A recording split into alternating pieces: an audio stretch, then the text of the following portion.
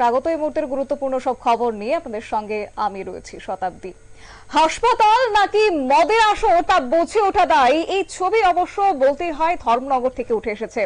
জানা গেছে হাসপাতালের ভেতরে নোংরা মদের আসর স্বাস্থ্য বিপ্লব যে এক প্রকার তুঙ্গে তার বলার অপেক্ষা রাখে না। তবে হ্যাঁ, সেক্ষেত্রে ত্রিপুরার স্বাস্থ্য ব্যবস্থায় মুখ্যমন্ত্রী তথা রাজ্যের স্বাস্থ্যমন্ত্রী ডক্টর মানিক সাহার নেতৃত্বে স্বাস্থ্য বিপ্লবের দাবি থাকলেও উল্টো চিত্র যেন ধরা পড়ছে উত্তর জেলা ধর্মনগর হাসপাতালে।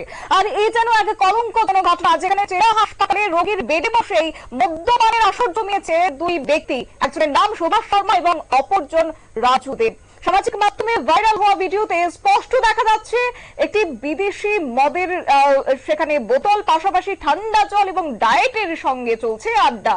আর শুধু তাই নয়, সঙ্গে রয়েছে নারী সঙ্গ। তবে বলার অপেক্ষা রাখে না, সাধারণত বারের দৃশ্যের সঙ্গে তার মেলবন্ধন যে রয়েছে সেই কথাই এবার উঠে আসছে। আর এই সব ঘটছে বিশেষ করে দুই প্রভাবশালী ব্যক্তির তত্ত্বাবধানে, এমনই কিন্তু অভিযোগ উঠে আসছে। অবশ্য এই নিয়ে কি জানিয়েছেন হাসপাতালের সুপার, শোনাবো। আমি গতকালকে বিকাল নাগাদ একটা ভিডিও ক্লিপিং পেয়েছি। পাওয়ার সঙ্গে সঙ্গে আমি আমার দুজন স্টাফকে নিয়ে হসপিটাল ভিজিট করলাম এবং যে পার্টিকুলার যে স্পট ভিডিওতে যে রুমটা দেখা যাচ্ছিল ওইটা, বিশেষ করে ওইটাকে আমি আইডেন্টিফাই করলাম। ভিতরে আমি দেখলাম, সবাইকে নিয়ে সার্চ করলাম কিছু পাওয়া যায় কিনা। ওখানে কিছু পাওয়া যায়নি। আমি আপাতত এই রুমটাকে বলেছি যে বন্ধ থাকবে, কেউ যেমন ব্যবহার না করে। পাশাপাশি আমি থানাতে ইনফরমেশন দিয়েছি কে বা কারা, আমি সবাইকে আমি চিনিও না, কে বা কারা এসে এটা অসামাজিক কাজে লিপ্ত হয়েছেন তার যথাযথ ব্যবস্থা নেওয়ার জন্য।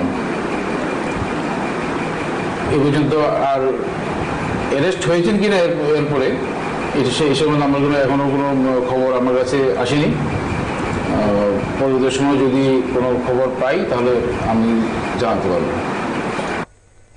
হাসপাতালের মেডিকেল সুপারের বক্তব্য আপনারা শুনলেন। তবে প্রশ্ন হচ্ছে, এই রোগীর বেডে বসে রীতিমতো মদ্যপানের আসর জমিয়েছেন, নারীর সঙ্গেও লিপ্ত হয়েছেন, কিন্তু কোথায় ছিল হাসপাতালের দায়িত্বরত সেখানে চিকিৎসকগণ, পাশাপাশি মেডিকেল সুপারই বা তখন কোথায় ছিলেন? কুম্ভনিদ্রায় আচ্ছন্ন ছিলেন তিনি, যেখানে রাজ্যের স্বাস্থ্যমন্ত্রী স্বাস্থ্য ব্যবস্থাকে উন্নত করার চেষ্টা করছেন, সাধারণ মানুষ যেন পরিষেবা পান সেই দিকে এগোচ্ছেন। সেই জায়গায় দাঁড়িয়ে আজকে হাসপাতালের যদি এই চিত্র হয়, তাহলে সাধারণ মানুষ যে অভিযোগ তুলবে তার বলার অপেক্ষা রাখে না। তবে তাই নয়, আরো একটি বিষয় বলে রাখি যে মেডিকেল সুপারের বক্তব্য, তিনি যেটা জানিয়েছেন এই ঘটনার সঙ্গে যে বা যারা জড়িত রয়েছে তাদেরই নাকি তিনি চেনেনই না, এবং একই সঙ্গে তিনি এও বললেন যে তারা কোন দায়িত্বে রয়েছে হাসপাতালে সেটাও নাকি তিনি জানেন না।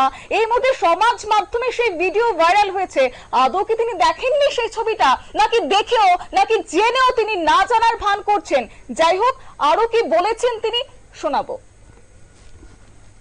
দেখুন, হসপিটাল তো হসপিটালে যে কোনো মানুষের অবাধ বিচরণ থাকে না। না, আমার এমন কোনো, এখানে যারা ভিডিওতে যাদেরকে দেখা যাচ্ছিল প্রথম দিকে যে লোকটা, কোনো দায়িত্বপ্রাপ্ত নেই। জানি না কোনো সময় ছিল কিনা। আমি আসার পর থেকে ওকে আমি কোনো দায়িত্ব এখন দিইনি। আমার কাগজপত্র বা কোনো অফিসের কোনো করেসপন্ডেন্স ওর সঙ্গে আমি করি না। বাকি লোক আমি সবাইকে চিনি না। যারা আপনি বলছেন পুলিশ তাদেরকে অ্যারেস্ট করছে, কি করেনি আপনি জানেন না? এই ব্যাপারে আমার সঙ্গে থানাতে কথা হয়নি এখন, বা থানা থেকে কোনো ইনফরমেশন আমাকে দেওয়া হয়নি যে অ্যারেস্ট হয়েছে কিনা। মানে গতকালকে রাত্রে পর্যন্ত কোনো খবর নেই। ঠিক আছে স্যার, আপনার পরিচয়টা? আমি ডক্টর ভাস্কর দাস, মেডিকেল সুপারিনটেন্ডেন্ট। আপনারা শুনলেন মেডিকেল সুপারের বক্তব্য। তবে সেক্ষেত্রে না বললেই নয়, যেখানে মেডিকেল সুপার তিনি বললেন যে তিনি নাকি তাদের চেনেনি না, নাই চিনতে পারেন, কিন্তু যারা এই ঘটনার সঙ্গে জড়িত তাদের বিরুদ্ধে আগামী দিনে কি কোন রকমের আইনি পথে হাঁটবেন, নাকি এইভাবেই গোটা বিষয়টাকে ধামা চাপার দেওয়ার চেষ্টা করবেন, কিংবা এইভাবে দায় এড়িয়ে যাওয়ার চেষ্টা করবেন, সবটা অবশ্য প্রশ্নের মুখে রয়েছে। কিন্তু এই যদি ঘটনা ঘটতে থাকে তাহলে রাজ্যের স্বাস্থ্য ব্যবস্থা আগামী দিনে কিন্তু একটা বলা চলে কলঙ্কজনক অবস্থাতে গিয়ে ঠেকবে বলেই এই মুহূর্তে অনুমান করা যাচ্ছে। তবে যাই হোক, দেখার বিষয় আগামী দিনে প্রশাসন এবং সঙ্গে দপ্তরের পক্ষ থেকে কি ভূমিকা গ্রহণ করা হয়। নিয়ে নিচ্ছে ছোট্ট একটি বিজ্ঞাপন বিরতি, সঙ্গে থাকুন।